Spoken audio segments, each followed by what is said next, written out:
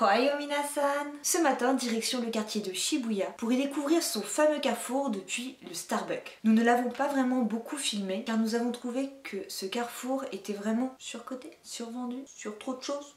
Nous est vraiment vendu comme quelque chose d'extraordinaire alors qu'il n'est pas si grand que ça. Par la suite, nous avons continué de nous promener dans le quartier. Mais ça, je vous laisse le découvrir. Bonne vidéo!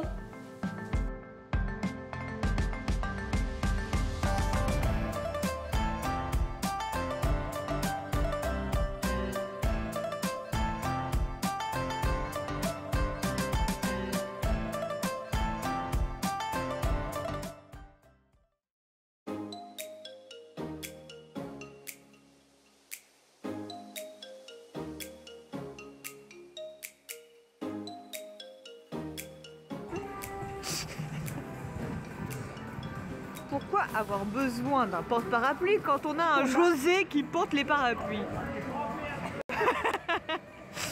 Un papa porte-parapluie.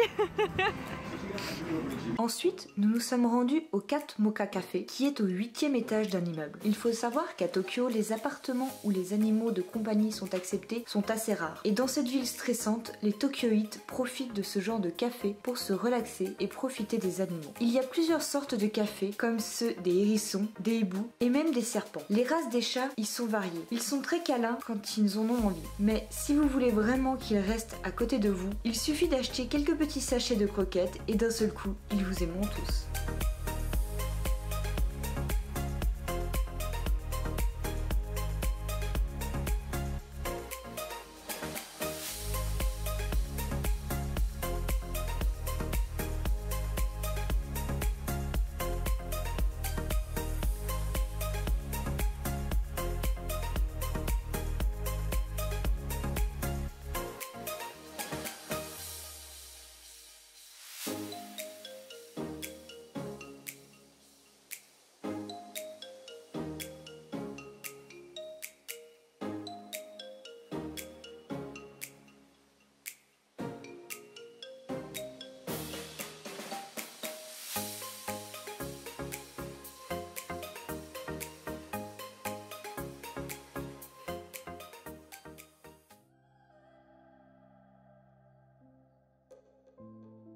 Nous avons continué notre journée vers le parc Yoyogi, qui est un parc très animé le week-end, mais très peu la semaine comme vous pouvez le voir. Mais c'est un parc qui vaut vraiment le détour quand on veut se ressourcer.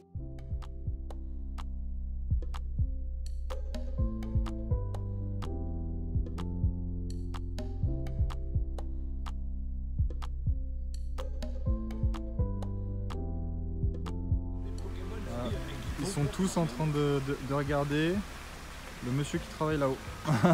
Voilà. 50 qui regardent, un qui bosse. Je vois un arbre. C'est les bruitages, mais il est pas. 1, 2, 3.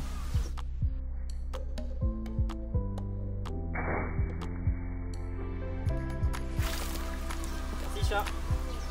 Voilà les coulisses après le ralenti. C'est pour la science que je l'ai fait. T'es mouillé? Non, je suis pour la science.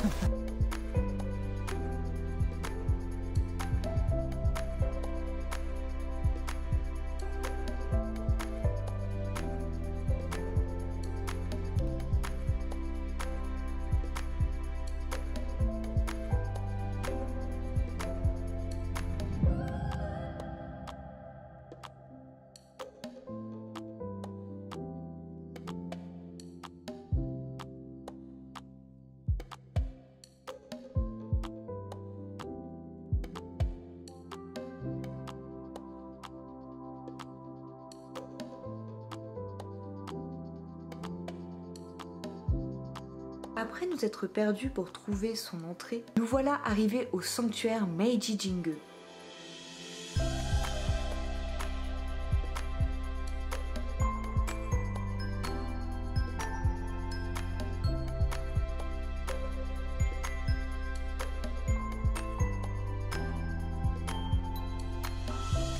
Ce sanctuaire, bien que récent, a été construit entre 1912 et 1920 en l'honneur de l'empereur Meiji. Il est très apprécié des Japonais, notamment pour les mariages. Si vous êtes intéressé pour en voir, venez le week-end, ou sinon lors des jours fériés, et surtout pour la nouvelle année.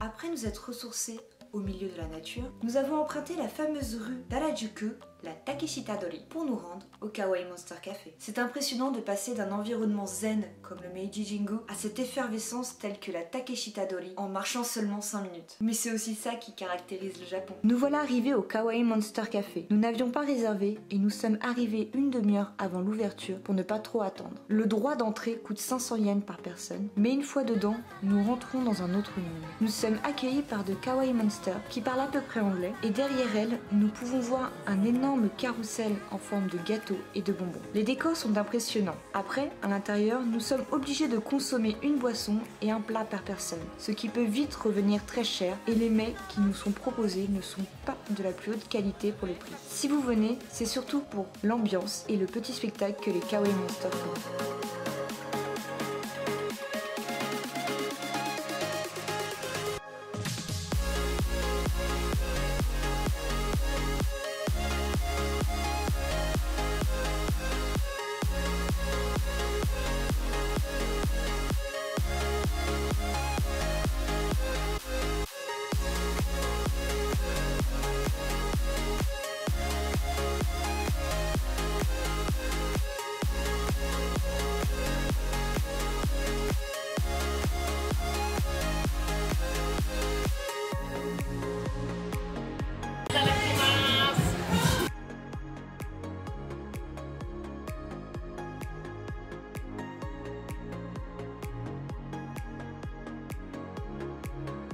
Itadakimasu. Ah ouais, c'est de la guimauve. Ça va arriver. Je vais essayer d'éteindre les bougies, mais c'est pas grave. Tout.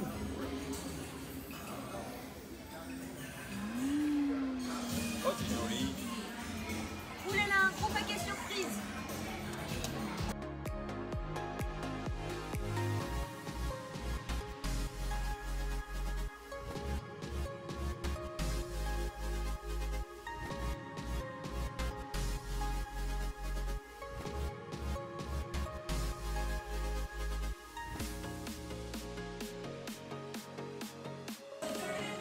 Ça fait une drôle de couleur après quand même. Hein.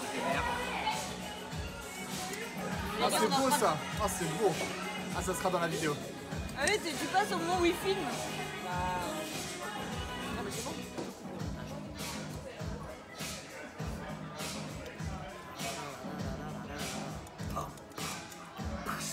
Ce cocktail expérimental. Et la base, c'était quoi la base? Une limonade.